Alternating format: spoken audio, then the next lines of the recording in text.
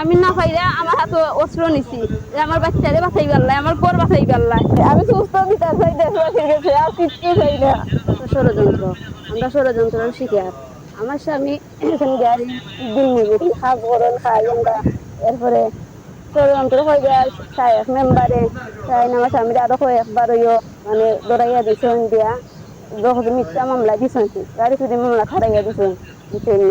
এরপরে এইটা লইয়া মানে নানান ঝামেলা আছে।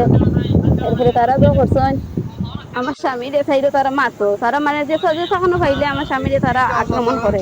কিন্তু আমরা কেউ মাত্রা নাই, আমরা নির্ভ, বুঝছেন নি? আমরা কেউ মাত্রা নাই। স্বামীর বাপর নাম কইতে আছে না, তারপর আমার আব্বার নাম কইছে যে অমুকর দামা হইয়া দিছই।